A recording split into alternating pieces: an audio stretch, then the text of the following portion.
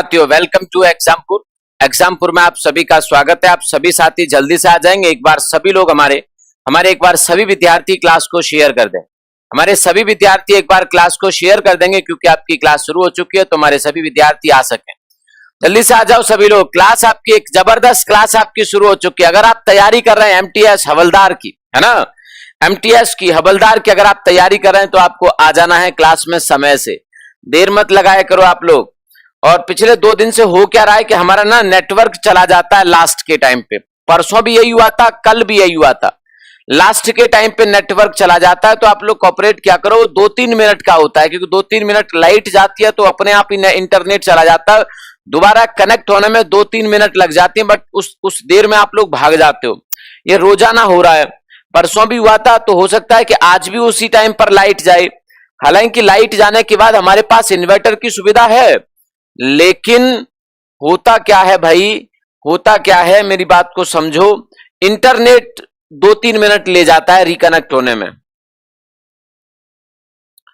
समझ रहे हो बात को? वैसे तुम समझदार तो हो, मैंने पिछले 2-3 दिन में ये देखा है कि तुम काफी समझदार हो विद्यार्थी, तो तुम काफी समझदार हो। तो अब जल्दी आ जाओ। और सामने आपको दिख रहा है एसएससी एमटीएस 2021-22, है ना। आप देख पा रहे हैं एसएससी एमटीएस 2021-22 के लिए प्रतिज्ञा बैच, जो कि बाइलिंगुअल है, मतलब हिंदी और अंग्रेजी दोनों भाषाओं के छात्रों को कोई समस्या, कोई दिक्कत नहीं होने वाली है इस बैच में। तो आप लोगों से गुजारिश यही रहती है कि आप लोग इन बैचेस के साथ जरूर जुड़िए। जुड़ने के लिए आपको एग्जामपुर ऑफिशियल एप्लीकेशन फोन में डाउनलोड करना पड़ेगा और उसके बाद आप इस बैच से जुड़ सकते हैं। उसके बाद आप लोग इस बैच से जुड़ सकते हैं। तो आप लोग आज ही एग्जामपुर ऑफिशियल एप्लीकेशन को फोन में इंस्टॉल करो। और सर लाइट नोएडा में तो लाइट 24 घंटे रहती है, तो फिर ऐसे मान लो फिर हम ही झूठ बोल रहे हैं। अच्छी बात है, 24 घंटे रहती है तो चलो, तो अब जुड़ जाओ। तो मैं कह रहा था कि एग्जामपुर ऑफिशियल एप्लीकेशन फोन में इंस्टॉल करो और प्रतिज्ञा बैच के साथ जुड़ जाएंगे। प्रतिज्ञा बैच की अगर हम लोग बात करें तो ये अपने अभी की अगर हम लोग बात करें तो इस पर 60% डिस्काउंट मिल रहा है, क्योंकि 2500 का बैच है और इस 2500 के बैच पर आपको 1500 रुपए का डिस्काउंट मिल रहा है। केवल 1000 रुपए आपको पे करने हैं और इस बैच के साथ जुड़ जाना है ना। चलिए अब हम आ जाते हैं अपनी क्लास पर, जो हम लोग कल पढ़ रहे थे। आप सब जानते हैं कि कल हमने पढ़ा था क्या, कल हम भारत के प्रधानमंत्री पढ़ रहे थे। आज ऐसी उम्मीद है कि हम इस चैप्टर को खत्म कर देंगे, है ना, भारत के प्रधानमंत्री के बारे में। तो देश के पहले प्रधानमंत्री कौन थे? आप सब जानते हैं कि देश के पहले प्रधानमंत्री थे आपके नेहरू जी, है ना, जिनके बारे में हम लोग विस्तार से चर्चा कर चुके हैं। दूसरे पीएम मैंने आपको बताया था कि गुलजारी लाल नंदा कुछ समय के लिए देश के प्रधानमंत्री बने थे, है ना।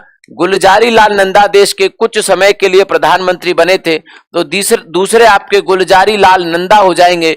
तीसरे आपके मैंने बताया था कि लाल बहादुर शास्त्री। कौन? तीसरे मैंने आपको बताया था कि लाल बहादुर शास्त्री देश के पीएम बने थे। आप लोग याद रखना कि कल मैं आप लोगों का एक टेस्ट लूंगा जिसमें 25 प्रश्न होंगे, है ना। जिसमें क्या होगा बेटा, 25 प्रश्न होंगे। और ये 25 प्रश्न ऐसा नहीं है कि किसी इतिहास में किसी टॉपिक में जाके 25 प्रश्न वर्तमान से पूछूंगा, अर्थात करंट, स्टैटिक, जीके, जीएस, इन सब से मिलाकर मैं आप पूछूंगा। देश की सरकार से, राज्य की सरकार से, देश में हो रही घटनाओं से, देश के प्रधानमंत्रियों से, इन सब से संबंधित एक 25 प्रश्न का टोटल बढ़िया सा पेपर बनाऊंगा और उन 25 प्रश्नों को मैं आपसे कल पूछूंगा, है ना।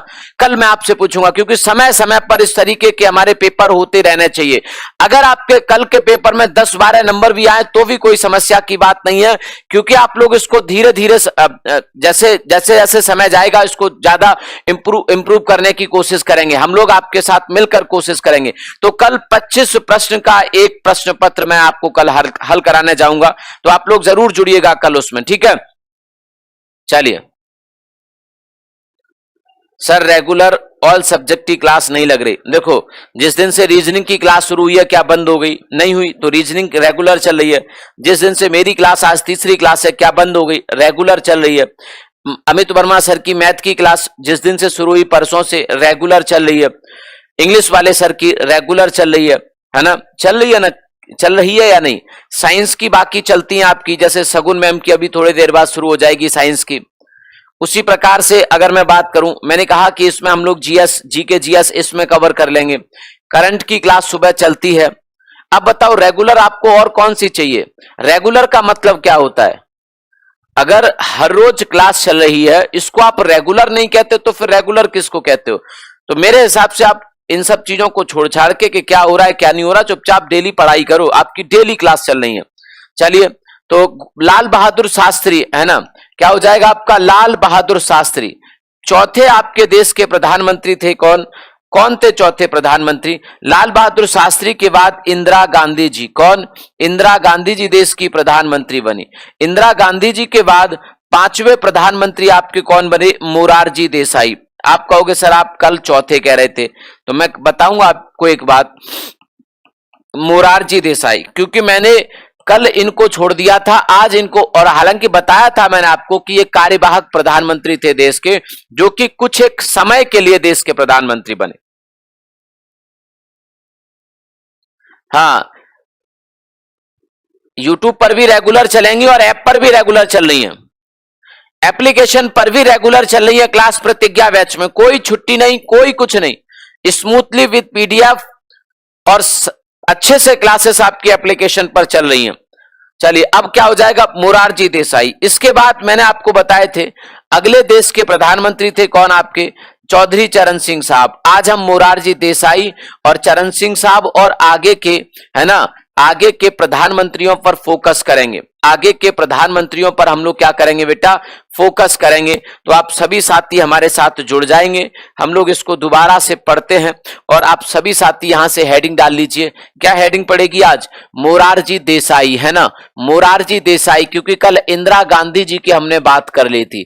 मोरारजी देसाई की बात सुनिए कि मोरारजी देसाई कौन थे, है ना। मोरारजी देसाई के बारे में मैंने बताया था कि इनका जन्म हुआ था बेटा, कब जन्म हुआ था? 29 फरवरी, है ना, 29 फरवरी 1896। 1896 इनका जन्म हुआ। 29 फरवरी 1896 को इनका जन्म हुआ। किसका? मोरारजी देसाई का। मृत्यु की बात करें तो 99 साल तक जीवित रहे थे मोरारजी देसाई, मतलब 10 अप्रैल 1995 तक इनका पूरा जीवन काल रहा, है ना। 10 अप्रैल 1995 तक इनका जीवन काल रहा, अर्थात 99 साल इनकी पूरी उम्र रही। अब इसको हम लोग आगे समझते हैं। अगर हम मोरारजी देसाई की बात करें तो ध्यान से समझिए। मोरारजी देसाई के बारे में कहा जाता है कि इनका जन्म उस समय के बंबई प्रांत के एक साधारण परिवार में हुआ। बंबई प्रांत उस समय गुजरात और महाराष्ट्र को मिलाकर बंबई होता था। इनका जो गांव पड़ता था वो आज गुजरात वाले इलाके में, तो वहां पर इनका जन्म हुआ। इनके पिताजी एक स्कूल में अध्यापक हुआ करते थे, एक टीचर हुआ करते कहते हैं, लेकिन वो ज्यादातर समय अवसाद से ग्रस्त रहते थे, डिप्रेशन में रहते थे। तो एक समय आया कि उनके पिताजी ने कुएं में कूद कर जान दे दी, मोरारजी देसाई के पिताजी ने। हालांकि मोरारजी देसाई की बात करें तो इनकी पढ़ाई लिखाई, शिक्षा दीक्षा बंबई के एल्फिस्टन कॉलेज, जो कि उस समय का बहुत प्रतिष्ठित माना जाता था बंबई के आसपास के क्षेत्रों में, एल्फिस्टन कॉलेज जो कि बहुत महंगा और अच्छा माना जाता था, वहां से इन्होंने पढ़ाई लिखाई की। और क्योंकि ठीक ठाक थे पढ़ाई लिखाई में, जो बंबई प्रोविंशियल सर्विस था, जैसे आज के समय में यूपीपीसीएस होता है, आरएएस होता है, बीपीएससी होता है, वैसे ही बंबई का भी एक पीसीएस था उस समय, और उस पीसीएस की परीक्षा दी और पीसीएस अधिकारी बन गए। पीसीएस अधिकारी बन गए। 1918 में ये जॉब ज्वाइन कर ली उन्होंने, अधिकारी के रूप में अफसर बन गए मोरारजी देसाई। कहते हैं कि अफसर जब थे मोरारजी देसाई तो इनका व्यवहार थोड़ा सा रूखा था, र्यूड व्यवहार था इनका, मतलब बहुत मिलना जुलना, लोगों के साथ दोस्ती यारी करना, ये सब नहीं था, या किसी की चापलूसी करना, किसी के लिए मतलब कुछ कर देना, ऐसी ये सब स्वभाव में नहीं था। अपना काम करना और काम के बाद अपना कुछ और करना। तो इस व्यवहार के कारण कभी ज्यादा खास कुछ प्रमोशन नहीं हो पाए मोरारजी देसाई के। 1929 में गुजरात में एक दंगे हुए और इन पर कुछ आरोप लगे मोरारजी देसाई पर कि इनके समय में इनके ऊपर दंगों को रोकने की जिम्मेदारी थी, तब ये खास समुदाय का पक्ष ले रहे थे। और इस आरोप के बाद मोरारजी देसाई ने कहा कि नहीं, मैं नौकरी नहीं करूंगा, और उस नौकरी से उन्होंने इस्तीफा दे दिया, त्यागपत्र दे दिया। मतलब पीसीएस अधिकारी के रूप में इनकी नियुक्ति हुई थी मुंबई में, लेकिन जल्दी ही त्यागपत्र दे दिया। 1930 में इन्होंने नौकरी छोड़ दी और नौकरी छोड़ने के बाद 1930 में स्वतंत्रता संग्राम के सिपाही बन गए। कहा कि अब देश को आजाद कराएंगे इन अंग्रेजों से। इन अंग्रेजों से देश को आजाद कराने की जिम्मेदारी ले ली कि भाई अंग्रेजों को हम यहां से भगाएंगे, अंग्रेजों को देश में नहीं रखेंगे। मोरारजी देसाई की हम लोग बात कर रहे हैं। 1930 में क्या कर दिया, अंग्रेजों को देश से भगाने की कसम खाई, अर्थात भारत की राजनीति और स्वतंत्रता संग्राम के सिपाही हो गए। गांधी जी से मुलाकात करी, कांग्रेस के अन्य नेताओं से मुलाकात करी। जल्दी ही गुजरात के जो बंबई का हिस्सा था, उत्तरी बंबई का जो हिस्सा था, उसके सचिव बन गए। गुजरात की कांग्रेस कार्यकारिणी में सचिव बन गए, मतलब राजनीति ज्वाइन कर ली और कांग्रेस के सदस्य बन गए। देश को स्वतंत्र कराया, एक महत्वपूर्ण योगदान निभाया। और देश में आजादी के बाद मोरारजी देसाई जो आपके थे 1952 में बंबई के मुख्यमंत्री बने, है ना। 1952 में बंबई के मुख्यमंत्री बने। कहां पर बने? बंबई के मुख्यमंत्री बने। यह सवाल पूछा गया है भैया कि मोरारजी देसाई, क्या पूछा गया है, मोरारजी देसाई भारत के किस राज्य के मुख्यमंत्री रह चुके हैं? भारत के किस राज्य के मुख्यमंत्री रह चुके हैं? तो मोरारजी देसाई देश के प्रधानमंत्री बनने से पहले बंबई प्रांत के सीएम रह चुके थे 1952 में। हालांकि जल्दी ही नेहरू जी ने इनको केंद्र में बुलाया और नेहरू जी की सरकार में मंत्री बन गए।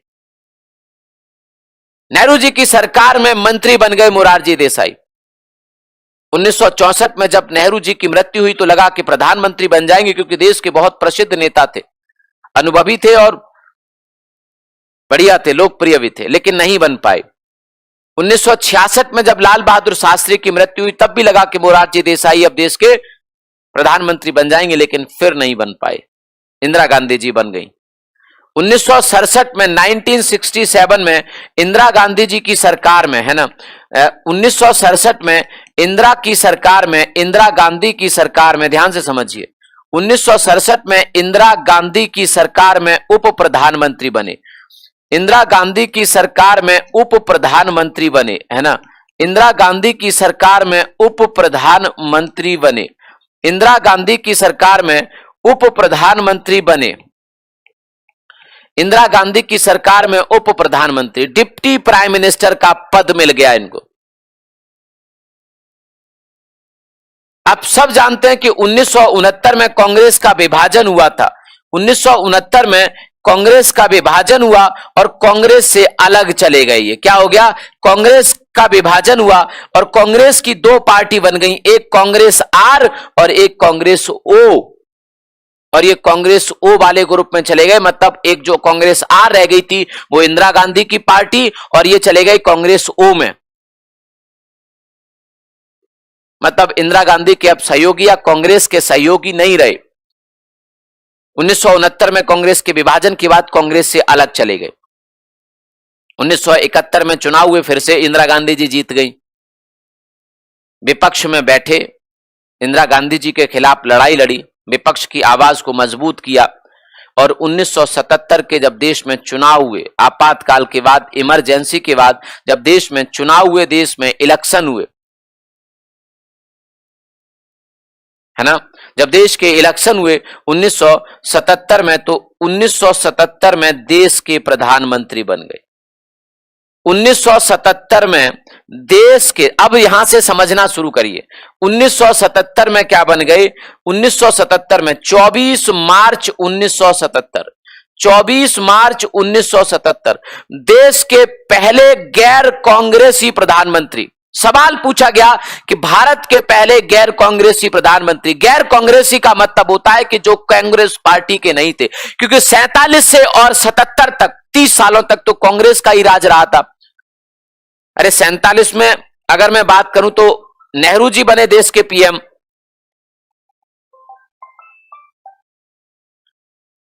नेहरू जी देश के पीएम बने। 52 में भी नेहरू जी कांग्रेस के थे, 57 में भी नेहरू जी कांग्रेस के थे, 62 में नेहरू जी कांग्रेस के थे, 64 में लाल बहादुर शास्त्री कांग्रेस के थे, 66 में इंदिरा गांधी जी कांग्रेस की थी और 77 तक नहीं।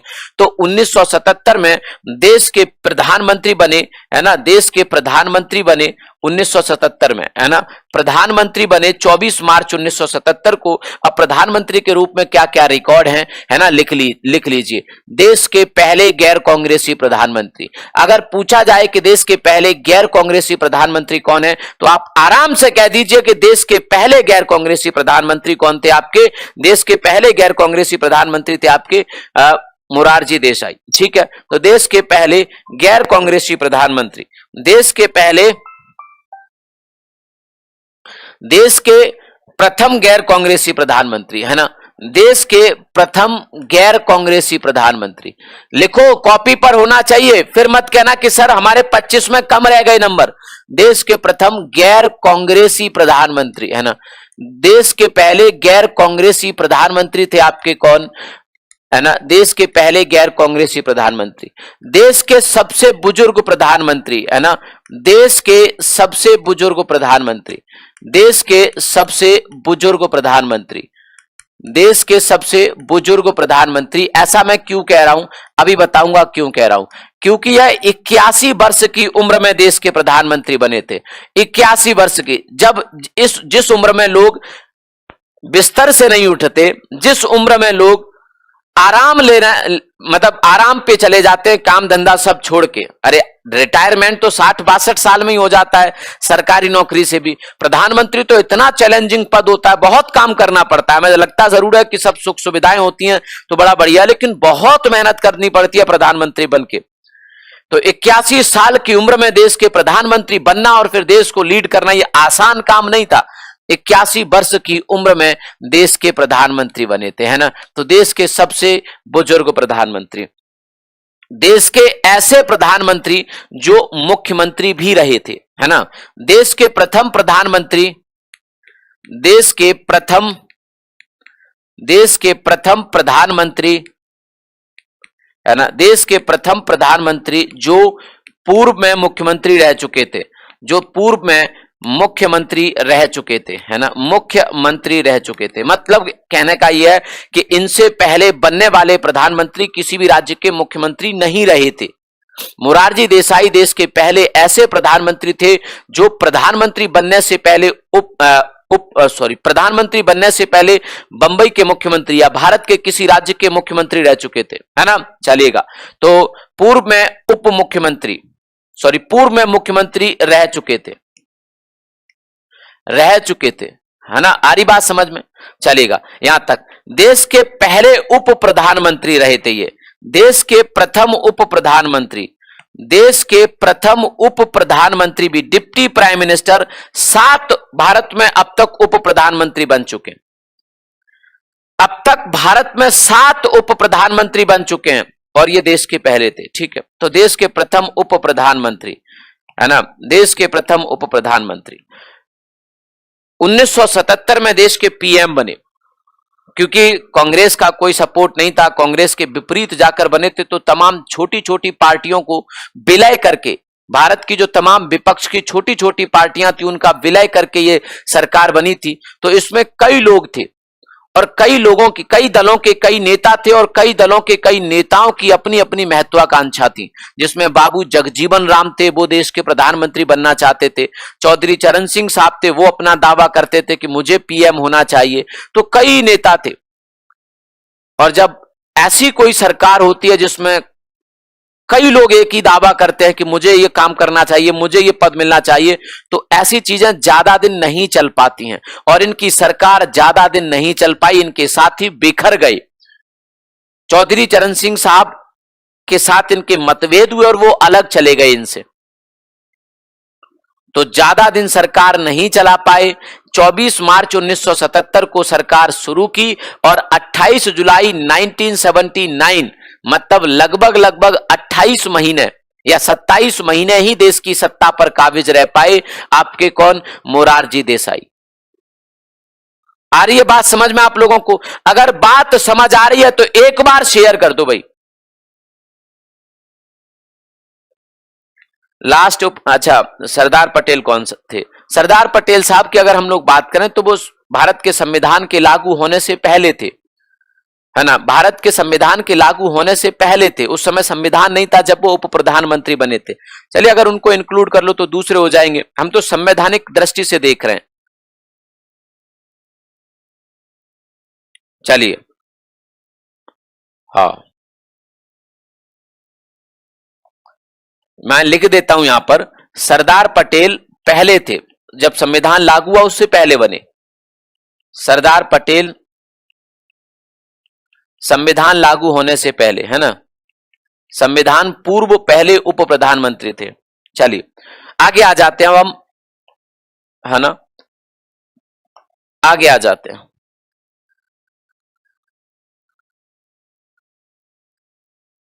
एक बार सभी लोग जुड़ जाओ क्लास में, एक बार सभी,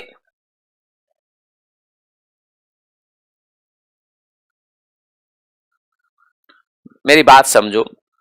सरदार पटेल साहब की बात करें तो देश के जो पहले चुनाव हुए थे, उससे पहले उस समय चुनाव नहीं हुए थे, चाहे वो नेहरू जी हो चाहे वो सरदार पटेल साहब जी हो।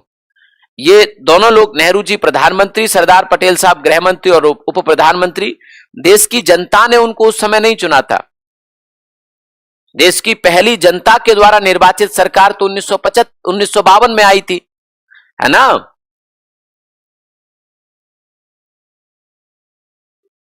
चलिए आगे आ जाते हैं हम लोग। अब मैं क्या बताने जा रहा हूं आपको, हाँ जी भाई, अब कार्यकाल क्या था इनका, कार्यकाल भी यहां पर लिख लेते हैं। कार्यकाल था इनका, है ना, कार्यकाल था मार्च 1977 से लेकर, है ना, मार्च, अगर डेट याद ना रहे तो महीना याद रख लेना, मार्च 1977 से लेकर जुलाई 1979 तक, 1979 तक इनका क्या था बेटा, कार्यकाल था। इसको नोट कर लो, इसको नोट कर लो। भारत और पाकिस्तान के बीच में संबंधों को अच्छा करने के लिए पाकिस्तान ने अपना इनको सर्वोच्च नागरिक सम्मान प्रदान किया। देश के एकमात्र प्रधानमंत्री जिनको पाकिस्तान ने अपना सर्वोच्च नागरिक सम्मान प्रदान किया। आ रही है बात समझ में? कब दिया? 1990 में इनको निशान पाकिस्तान से सम्मानित किया गया। 1990 में इनको निशान ए पाकिस्तान से सम्मानित किया गया। निशान ए पाकिस्तान, ये पाकिस्तान का सर्वोच्च नागरिक सम्मान है ना, पाकिस्तान का सर्वोच्च नागरिक सम्मान है, इस बात को याद रखिए। पाकिस्तान का सर्वोच्च नागरिक सम्मान है, इस बात को आप लोग याद रखेंगे। 1957 में इसकी स्थापना हुई थी, 1957 में। आ रही बात समझ में आप लोगों को? आगे आ जाते हैं। इनको भारत रत्न भी प्रदान किया गया था, और अगर पूछा जाए कि मोरारजी देसाई को भारत रत्न कब दिया गया, तो 1991 में, 1991 में इनको भारत रत्न से सम्मानित किया गया। आ रही बात समझ में? अमिताभ वर्मा, सर आपने एग्जाम पर टी शर्ट क्यों नहीं पहनी? आप मुझे बताओ, इससे कोई फायदा आपका एग्जाम में होगा? कोई फायदा आपका इससे एग्जाम में हो सकता है? अगर आपको ऐसी ही बातें करनी है जिसका एग्जाम से कोई लेना देना नहीं है, तो आप क्लास से निकल जाइए, कुछ और कर लीजिए। आप पता है कितनी देर से एक ही बात पूछ रहे हैं? आधे घंटे से, जब से क्लास शुरू हुई है 23-24 मिनट से, तब से आप एक ही सवाल कर रहे हैं। कोई फायदा है इसका? ये एग्जाम से कोई फायदा है इसका?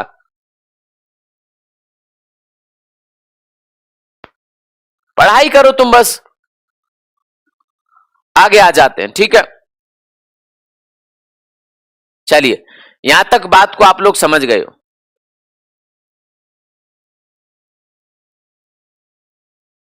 आगे आ जाओ, और अब आगे डाल लो सभी साथी, हमारे सभी विद्यार्थी आगे नाम डाल लेंगे अब। चौधरी चरण सिंह साहब। कौन? चौधरी चरण सिंह साहब, है ना। चौधरी चरण सिंह साहब प्रधानमंत्री के रूप में भारत के 6वें व्यक्ति हो जाएंगे, क्योंकि पहले नेहरू जी, देखो सारे याद करवा दूंगा, पहले नेहरू जी, दूसरे गुलजारी लाल नंदा, तीसरे लाल बहादुर शास्त्री, चौथे इंदिरा गांधी जी, 5वें मोरारजी देसाई और 6वें चौधरी चरण सिंह साहब। चौधरी चरण सिंह साहब मोरारजी देसाई का साथ छोड़कर चले गए और देश के पीएम बने, देश के प्रधानमंत्री बने। इस बात को आप लोग याद रखिएगा। चौधरी चरण सिंह साहब की अगर हम लोग बात करें तो यह उत्तर प्रदेश से थे। कहां से थे? उत्तर प्रदेश से थे। और इनका जन्म हुआ था कहां पर आपका? इनका जन्म हुआ था 23 दिसंबर। कब हुआ था बेटा इनका जन्म? 23 दिसंबर 1902 को इनका जन्म हुआ। 23 दिसंबर 1902 को इनका जन्म हुआ, और इनका कार्यकाल मतलब इनका जीवन काल था 1987 तक, अर्थात 29 मई 1987 को इनकी मृत्यु होती है। 29 मई 1987, 29 मई 1987 को इनकी क्या होती है बेटा, मृत्यु होती है। हाँ, सभी विद्यार्थी जुड़ जाएंगे क्लास में, एक बार सभी लोग जुड़ जाएंगे। चलिए, यहां तक बात को समझ गए। चौधरी चरण सिंह साहब की हम लोग बात कर रहे हैं। चौधरी चरण सिंह साहब की बात करें तो ये भी कांग्रेसी नेता थे, कांग्रेसी नेता थे, स्वतंत्रता सेनानी थे, अंग्रेजों के खिलाफ देश के लिए लड़ाई लड़ी इन्होंने भी।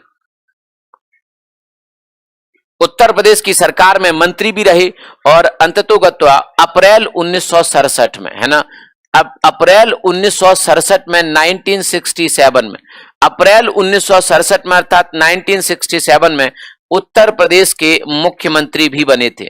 उत्तर प्रदेश के मुख्यमंत्री बने और कुछ महीनों तक रहे, हालांकि फिर पद छोड़ना पड़ा, लेकिन दोबारा से 1970 में, फरवरी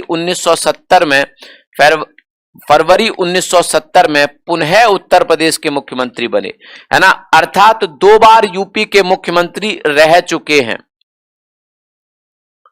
अब सवाल पूछा जाएगा, उत्तर प्रदेश का वह पहला मुख्यमंत्री जो बाद में भारत का प्रधानमंत्री भी बना, उत्तर प्रदेश का वह पहला मुख्यमंत्री जो बाद में भारत का प्रधानमंत्री भी बना, क्या कहोगे आप?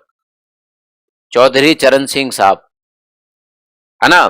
तो 2 बार उत्तर प्रदेश के चीफ मिनिस्टर रह चुके हैं।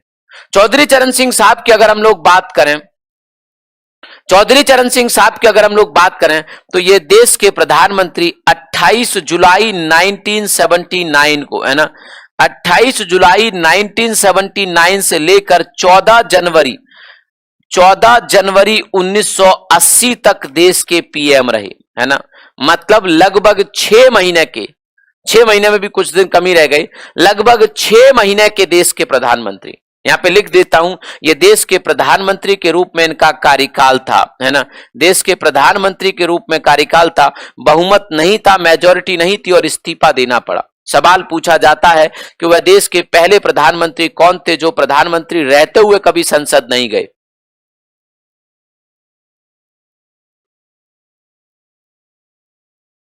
है ना, सवाल पूछा जाता है तो लिखो, देश के प्रथम प्रधानमंत्री, है ना, देश के प्रथम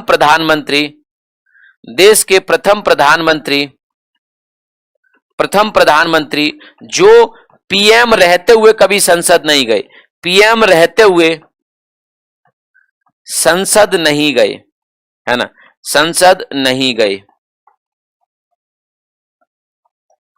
जन्म की बात करें तो जन्म इनका आज हापुड़ जनपद में एक जगह पड़ती है, पहले मेरठ डिस्ट्रिक्ट में पड़ता था इनका गांव, यूपी में, है ना। चलिएगा, अगर बात करें इनकी लोकसभा सीट की कि कहां से चुनाव लड़ते थे, तो लोकसभा सीट थी चौधरी साहब की, कहां पे, लोकसभा सीट अर्थात कहां से चुनाव लड़ते थे, उत्तर प्रदेश की बागपत सीट। कहां से? उत्तर प्रदेश की बागपत सीट। इनको भारत में किसानों का नेता या किसानों का मसीहा कहा जाता है ना, किसानों का नेता या किसानों का मसीहा कहा जाता है इनको, किसानों का मसीहा। और यही कारण है, किसानों का मसीहा भी, किसान नेता कहा जाता है इनको, है ना, किसानों का मसीहा कहा जाता है। जाट परिवार में, पश्चिमी उत्तर प्रदेश के जाट परिवार में पैदा हुए, किसानों के बीच बहुत लोकप्रिय थे चौधरी साहब। आ रही बात समझ में? इसीलिए इनके जन्म दिवस को किसान दिवस के रूप में, है ना, इनके जन्म दिवस को भारत में, इनके जन्म दिवस को भारत में, इनके जन्म दिवस को भारत में, इनके जन्म दिवस को भारत में किसान दिवस के रूप में मनाया जाता है। किस दिवस में?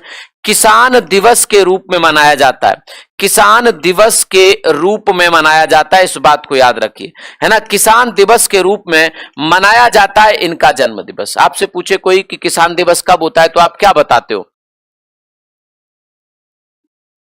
किसान दिवस अगर आपसे पूछा जाए तो आप बताते हो कि किसान दिवस 23 दिसंबर को होता है। और 23 दिसंबर किसका जन्म दिवस है? चौधरी चरण सिंह साहब का, जो देश के 6वें प्रधानमंत्री थे। आ रही बात समझ में आप लोगों को? चलिए। आ गई यहां तक बात समझ में? अगर आ गई है तो हम लोग आगे बढ़ते हैं।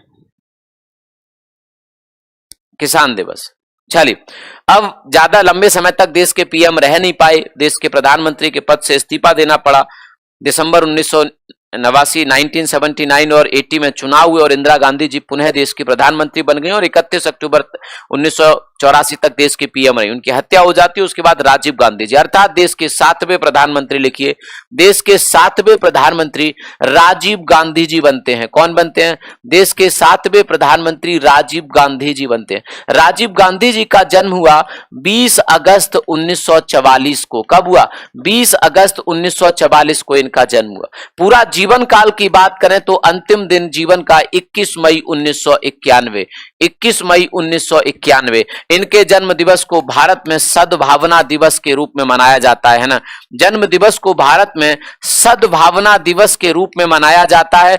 किस दिवस में? सद्भावना दिवस के रूप में मनाया जाता है ना, मनाया जाता है। प्रधानमंत्री के रूप में कार्यभार संभाला, प्रधानमंत्री के रूप में कार्यभार संभाला 31 अक्टूबर 1984 को। कब? 31 अक्टूबर 1984 को। आप लोग एक बात देख रहे होंगे कि 31 अक्टूबर 1984 को देश के पीएम बन गए, जबकि 44 में जन्म हुआ, अर्थात केवल और केवल 40 वर्ष की उम्र में देश के पीएम, है ना। 40 वर्ष की उम्र में, 40 वर्ष की उम्र में देश के प्रधानमंत्री बने। इसका अर्थ यह भी है कि देश के सबसे युवा प्रधानमंत्री आज तक, देश के सबसे युवा प्रधानमंत्री आपके कौन रहे हैं? राजीव गांधी जी। आज तक देख लीजिए आप, क्योंकि अगर हम लोग बात करें नेहरू जी की, तो नेहरू जी 58 साल की उम्र में देश के पीएम बने। अगर हम बात करें आपके लाल बहादुर शास्त्री जी की, तो लाल बहादुर शास्त्री आपके कितनी उम्र में? लाल बहादुर शास्त्री देश के 60 वर्ष की उम्र में। इंदिरा गांधी जी की बात करें 49 साल की उम्र में। मोरारजी देसाई की बात करें 81 साल की उम्र में। अगर हम बात करें चौधरी चरण सिंह साहब की, तो चौधरी चरण सिंह साहब लगभग 77 साल की एज में, और राजीव गांधी केवल 40 साल की उम्र में, 40 वर्ष की उम्र में देश के प्रधानमंत्री बने। कौन? आपके राजीव गांधी। देश के पीएम बन गए आपके राजीव गांधी। राजीव गांधी जी को भारत में सूचना क्रांति जो है उसका जनक कहा जाता है इनको भारत में, ना।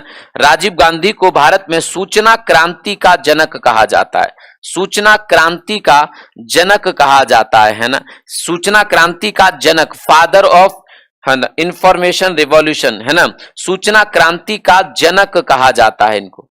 भारत में कहा जाता है कि कंप्यूटर युग की शुरुआत राजीव गांधी के समय से हुई, अर्थात भारत में कंप्यूटर राजीव गांधी जी लेकर आए, तो इसलिए इनको भारत में सूचना क्रांति का जनक कहा जाता है। थोड़ा सा राजीव गांधी जी के बारे में समझ लेते हैं। राजीव गांधी जी की बात करें तो इंदिरा गांधी जी के 2 पुत्रों में से एक थे, उनके 2 पुत्र थे इंदिरा गांधी जी के, एक संजय गांधी और राजीव गांधी। संजय गांधी के बारे में कहा जाता है कि वो राजनीति में इंटरेस्टेड थे, अर्थात राजनीति में उनका मन लगता था और अपनी माता जी का साथ देते थे, सहयोग करते थे राजनीति में। उनकी यारी दोस्ती सब, उठना बैठना सब राजनीतिक लोगों के साथ था, नेताओं के साथ था, अर्थात एक संजय गांधी एक राजनीतिक व्यक्ति थे। राजीव गांधी जी के बारे में कहा जाता है कि बचपन से ही कभी उन्होंने इन सब चीजों में इंटरेस्ट लिया ही नहीं, पढ़ाई लिखाई में उनका मन लगता था, और पढ़ने लिखने के बाद एक एयरलाइन कंपनी में पायलट बन गए, हवाई जहाज उड़ाने वाले। वो हवाई जहाज उड़ाते थे राजीव गांधी जी। प्रधानमंत्री रहते हुए उन्होंने कई बार हवाई जहाज उड़ाया, तो एक पायलट हुआ करते थे, लेकिन 1900 और नौकरी करते थे किसी एक एयरलाइन कंपनी में। 1980 में उनके भाई का निधन हो गया एक हवाई जहाज दुर्घटना में। संजय गांधी भी उस समय हवाई जहाज उड़ा रहे थे दिल्ली में, और वो प्लेन उनका क्रैश हो गया और उनकी मृत्यु हो गई। तो 1980 में संजय गांधी की मृत्यु के बाद राजीव गांधी को नौकरी छोड़कर मां के पास आना पड़ा, और फिर धीरे धीरे राजनीति में उनकी एंट्री हो गई। धीरे धीरे राजनीति में उनकी एंट्री हो गई। चुनाव लड़ा अमेठी से, जहां से राहुल गांधी फिर बाद में चुनाव लड़ते थे, अब स्मृति ईरानी है वहां से सांसद। अमेठी से चुनाव लड़ा और देश की संसद पहुंचे। दुर्भाग्य से इंदिरा गांधी जी की हत्या कर दी गई 31 अक्टूबर 1984 को, और फिर कांग्रेस के तमाम नेताओं ने राजीव गांधी से कहा कि आप ही अगले देश के पीएम हैं। तो राजीव गांधी जी इस तरीके से, इतनी कम उम्र में, कोई अनुभव नहीं राजनीति का, इससे 4 साल पहले ही सिर्फ राजनीति ज्वाइन करी और सिर्फ 4 साल में देश के पीएम बन गए।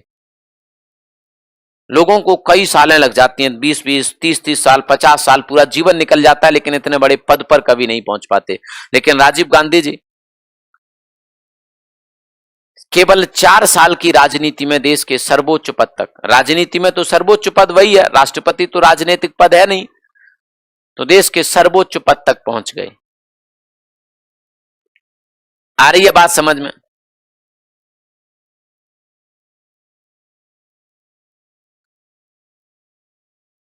क्यों भाई, आप मेरी बात को समझ रहे हैं कि नहीं समझ रहे? हाँ लिखो फिर कि सर समझ रहे हैं आपकी बात को, हम आपकी बात को समझ रहे हैं गुरु, ऐसे बोल दो जल्दी से, जल्दी बता दो आप मेरी बात को समझ पा रहे हैं कि मैं क्या कह रहा हूं। राजनीति विरासत में मिली, देखो विरासत में मिल सकती है, लेकिन विरासत में संभाल के रख पाना ये विरासत नहीं कहेंगे। अगर आपके पास योग्यता है तो आप उस पद को चला पाएंगे, आप अगर मेहनत कर सकते हैं तो आप उसको कंटिन्यू कर पाएंगे। विरासत में मिल सकती है। आपके सामने एक बढ़िया एग्जाम्पल है अखिलेश यादव का। अखिलेश यादव को 2012 में विरासत में मुख्यमंत्री का पद मिल गया, आप ऐसे कह सकते हैं, लेकिन उसके बाद 17 में तो उन्हें हार मिली, क्योंकि शायद उतनी मेहनत नहीं कर पाए। अब ऐसा तो है नहीं कि अब मुलायम सिंह यादव उनको कहेंगे कि नहीं फिर भी तुम देश के या प्रदेश के मुख्यमंत्री हो। 2022 में भी उनको हार मिली, अब मेहनत करेंगे तो उस पद पर पहुंचेंगे। हाँ, विरासत में ये हो सकता है कि वो समाजवादी पार्टी के टॉप लीडर बन जाएं, या हैं भी अभी राष्ट्रीय अध्यक्ष हैं, ये विरासत में हो सकता है, लेकिन मुख्यमंत्री या प्रधानमंत्री के पद विरासत में नहीं होते, इसके लिए मेहनत करनी पड़ती है। अगर विरासत में होते तो मोदी जी नहीं, आज राहुल गांधी देश के पीएम होते कि नहीं होते। इस पद पर पहुंचने के लिए मेहनत करनी होती है ना। और पद पर चलो पहुंच भी जाओ आप, जैसे राजीव गांधी जी 84 में पहुंच गए, उनकी खास मेहनत नहीं थी, ये सही बात है, लेकिन उस पद को बनाए रख पाना, उस पद की गरिमा रख पाना, उस पद के अनुसार काम कर पाना, यह मुश्किल काम होता है। चलिए इधर आ जाते हैं। तो सूचना क्रांति का जनक कहा जाता है इनको भारत में। क्या कहा जाता है इनको? भारत में सूचना क्रांति का जनक कहा जाता है। इस बात को आप लोग याद रखिएगा। भारत में कई सारे काम किए, जैसे फॉर एग्जाम्पल इन्होंने भारत में जो वयस्क मताधिकार की आयु थी, वयस्क मताधिकार की जो आयु थी, है ना, वयस्क मताधिकार की जो आयु थी उसको घटाकर, उसको 21 वर्ष से घटाकर, आयु को 21 वर्ष से घटाकर इन्होंने किया था, इन्हीं के समय किया गया। 21 वर्ष से घटाकर पहले 21 साल के लोग वोट करते थे, 21 साल के लोगों को ही वोट करने का अधिकार होता था पहले, है ना, राजीव गांधी जी के जमाने से पहले। लेकिन इन्होंने कहा कि नहीं, 21 वर्ष नहीं, अब 18 वर्ष के लोग भी, 21 वर्ष से घटाकर वयस्क मताधिकार की आयु 18 वर्ष की इन्हीं के समय पर हुआ, है ना, 18 वर्ष की गई। इस बात को भी आप लोग याद रखेंगे। हालांकि इनके शासनकाल में, 5 साल के शासनकाल में कई सारे आरोप लगे राजीव गांधी जी के ऊपर, कई सारे घोटाले के, जैसे बोफोर्स तोप घोटाला के घोटाले में नाम आया राजीव गांधी जी का, जिस वजह से विपक्ष इन पर हावी हो गया। और इनके कई साथी, जैसे आपके बीपी सिंह, जो इनकी सरकार में मंत्री थे, यूपी के चीफ मिनिस्टर थे, बीपी सिंह साहब चले गए इनको छोड़कर और विपक्षियों के साथ जाकर मिल गए। मतलब इस 5 वर्ष में विपक्ष मजबूत हुआ, इस 5 वर्षों में विपक्ष मजबूत हुआ। और 1989 के चुनाव में कांग्रेस पार्टी चुनाव हार गई। 1989 के चुनाव में कांग्रेस पार्टी चुनाव हार गई। एक बार फिर से वही स्थिति बन गई जो 1977 के चुनाव में थी कि मोरारजी देसाई देश के पीएम बने, लेकिन एक किसी पार्टी को बहुमत नहीं था, तो धीरे धीरे सभी पार्टियों को मिलाकर एक बार फिर से नॉन कांग्रेसी प्रधानमंत्री देश में बना, है ना।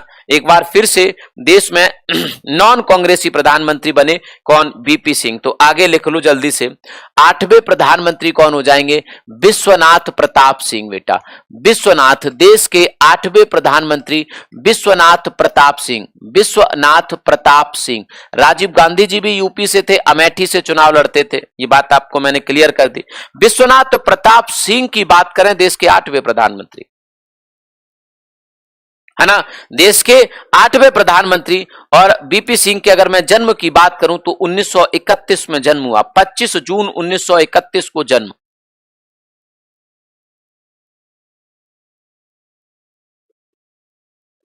कहां भाग रहे हो तुम लोग?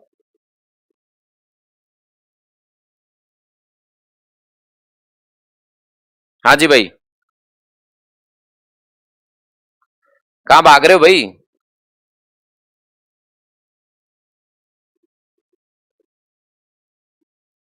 आप कौन सी पार्टी से हैं? मतलब ये सवाल भी परीक्षा में पूछा जाएगा।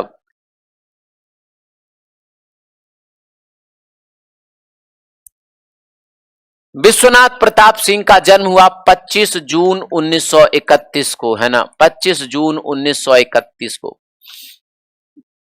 इलाहाबाद के पास एक छोटी सी रियासत होती है, इसे मांडा कहते थे। इस रियासत के 41वें राजा बने थे 1941 में, 10 साल की एज में। इस रियासत के क्या बने बेटा? 41वें राजा बने 10 साल की एज में, वीपी सिंह। हालांकि इन्होंने भी कांग्रेस ज्वाइन की, और कांग्रेस ज्वाइन करने के बाद ये उत्तर प्रदेश के चीफ मिनिस्टर भी रहे, उत्तर प्रदेश के मुख्यमंत्री भी रहे। उत्तर प्रदेश के मुख्यमंत्री भी रहे, तो याद रखिए, है ना, मुख्यमंत्री के रूप में, उत्तर प्रदेश के मुख्यमंत्री के रूप में, यूपी के सीएम के रूप में कब बने? 1980 में उत्तर प्रदेश के सीएम बने। 1980 में उत्तर प्रदेश के सीएम बने। प्रयागराज में इनका जन्म हुआ, प्रयागराज में, बिल्कुल प्रयागराज में इनका जन्म हुआ, इस बात को याद रखिए। राजा थे भाई, राज परिवार में पैदा हुए,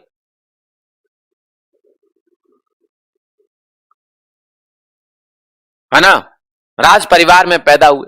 देश के प्रधानमंत्री की कुर्सी पर बैठे कब? देश के 8वें प्रधानमंत्री बने कब आपके? 2 दिसंबर 1989 को, 2 दिसंबर 1989। लेकिन खास मेजोरिटी नहीं थी, क्लियर मेजोरिटी नहीं थी, और जल्दी ये पद छोड़ना पड़ गया। और कब तक रह पाए? केवल और केवल 11 महीने, 10 नवंबर 1990 को ये पद छोड़ना पड़ा। अर्थात इनके पास मेजोरिटी नहीं थी, अविश्वास प्रस्ताव इनके खिलाफ लाया गया और पद छोड़ना पड़ा। तो 2 दिसंबर 1989 को देश के प्रधानमंत्री बने, और पूरी 1 साल भी देश के प्रधानमंत्री नहीं रह पाए, क्योंकि लोकसभा में मेजोरिटी होने पर ही कोई व्यक्ति प्रधानमंत्री रहता है। और फिर इनके बाद देश के पीएम बनते हैं, अगले 9वें पीएम बनते हैं चंद्रशेखर। हाँ, इनकी लोकसभा सीट और लिख लो। अगर इनकी लोकसभा सीट की बात करें तो कई सारी लोकसभा सीट से ये चुनाव लड़ चुके थे। जैसे फतेहपुर से भी चुनाव लड़ चुके थे, है ना, फतेहपुर से भी चुनाव लड़े थे, आपके इलाहाबाद से भी चुनाव लड़ चुके थे और यहां से जीते भी थे। आपके इलाहाबाद के साथ साथ आपके फूलपुर, इलाहाबाद के निकट एक और सीट है फूलपुर से भी, जिससे आपके जवाहरलाल नेहरू चुनाव लड़ते थे, है ना। तो इन सीटों से ये सांसद रह चुके थे, लोकसभा के सदस्य रह चुके थे,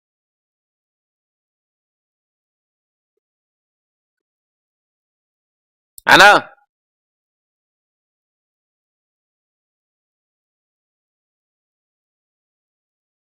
कल आपका 25 प्रश्न का एक पेपर होगा, इस बात को भी आप सभी साथी याद रखेंगे। कल आपके 25 प्रश्न का एक पेपर होगा। अगले आ जाते हैं, अब इसके बाद हम लोग 9वें प्रधानमंत्री लिख लो आप सभी लोग। कौन? चंद्रशेखर साहब। चंद्रशेखर भारत के 9वें प्रधानमंत्री। और चंद्रशेखर प्रधानमंत्री के रूप में कब? 10 नवंबर को, है ना। तो प्रधानमंत्री के रूप में इनका कार्यकाल क्या हो जाएगा? प्रधानमंत्री के रूप में इनका कार्यकाल 10 नवंबर को शुरू होता है, और 10 नवंबर कौन सी सन? 1990, है ना। और 21 मई 1991 तक देश के पीएम रहते हैं। 21 जून है, 21 जून, है ना, 21 जून 1991 तक देश के पीएम, क्योंकि 21 जून को अगले पीएम बन जाते हैं। ये भी 1 साल नहीं रह पाए, 1 साल से पहले ही इनको भी ये पद छोड़ना पड़ा, मतलब 1 साल से थोड़ा ज्यादा, लेकिन इस बीच चुनाव भी तो हो गए, 2-3 महीने लगते हैं देश के चुनाव में। 21 जून को तो अगले प्रधानमंत्री बन गए चुनाव होने के बाद, तो लगभग 1 वर्ष के देश के पीएम थे। हाँ, 1 वर्ष भी कहां हुए भाई, 90 से 91 में तो इनको पद ही छोड़ना पड़ गया। तो कुछ महीने के देश के प्रधानमंत्री।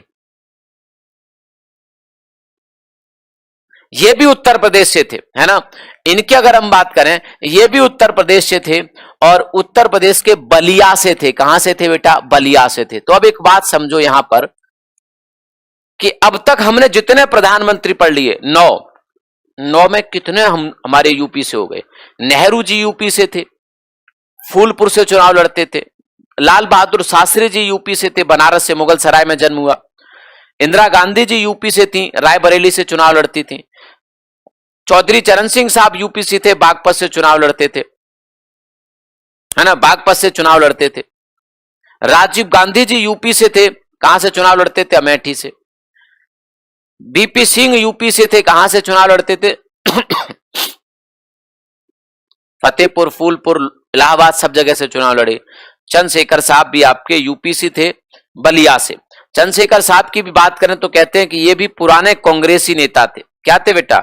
ये भी क्या थे? पुराने कांग्रेसी व्यक्ति थे, कांग्रेस में शामिल थे पहले। कहते हैं कि इंदिरा गांधी जी ने कई बार इनको मंत्री बनने का ऑफर दिया, राजीव गांधी जी ने कई बार इनको मंत्री पद के लिए बोला, लेकिन कहते हैं कि एक जिद थी, एक जिद्दी नेता थे, संकल्प ले लिया तो ले लिया। कहते कि जिद नहीं, कहते थे कि ये चंद्रशेखर मंत्री पद के लिए नहीं बना, एक दिन प्रधानमंत्री बनेगा देश का, एक दिन देश का क्या बनेगा? प्रधानमंत्री बनेगा चंद्रशेखर, कहते थे वो। एक सवाल आया था थोड़े दिन पहले उत्तर प्रदेश के मंडी परिषद के एग्जाम में कि वह कौन से देश के प्रधानमंत्री थे, भारत के वह कौन से प्रधानमंत्री के थे जिन्होंने भारत की पैदल यात्रा की, पूरे भारत की जिन्होंने पैदल यात्रा की? चंद्रशेखर साहब थे जिन्होंने पूरे भारत को पैदल नाप दिया, पूरे भारत की उन्होंने पैदल यात्रा की। हालांकि यात्रा राजनीतिक थी, लोगों से मिलने जुलने की थी और वोट मांगने के लिए थी। तो देश के पहले प्रधानमंत्री जिन्होंने, ये सवाल पूछा गया, मैंने नहीं बनाई, पूछा गया सवाल कि देश के पहले प्रधानमंत्री जिन्होंने भारत की पैदल यात्रा की।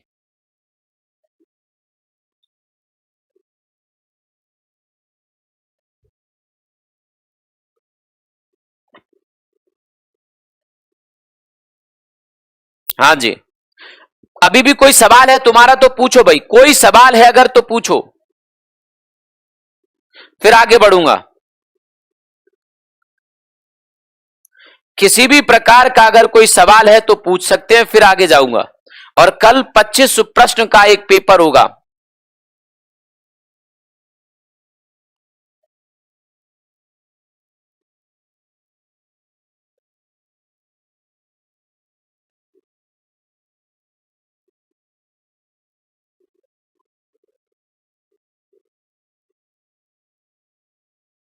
कह रहा है सर प्लीज बताइए, हाँ, एमटीएस में इनमें से ही क्वेश्चन आएगा क्या? एमटीएस का एक सिलेबस होता है बेटा, जिसको हम GK, GS, current affair, static बोल सकते हैं, और वही हम पढ़ रहे हैं। अगर किस टॉपिक से क्वेश्चन आएगा तो फिर तो वही टॉपिक सिर्फ पढ़े हम, पूरा इतना सारा क्यों पढ़ें? फिर हमारी महीनों क्लास क्यों चलेगी? फिर कोई एमटीएस की तैयारी क्यों करेगा? फिर तो मैं उसको बता दूंगा ये रहे 25 क्वेश्चन। मतलब कैसी बातें करते हो आप लोग यार, थोड़ी तो समझदारी वाली बातें किया करो कि सर इसमें से क्वेश्चन आएंगे क्या, मैं क्यों पढ़ा रहा हूं? फिर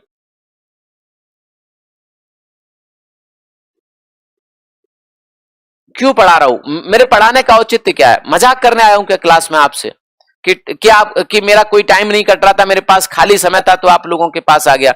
1 घंटे से खड़े होके क्यों चिल्ला रहा हूं?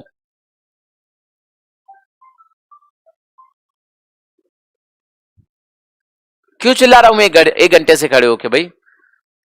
अविश्वास प्रस्ताव क्या होता है? तो अविश्वास प्रस्ताव की बेटा ये क्लास नहीं है, वो पॉलिटी में आप लोग पढ़ोगे।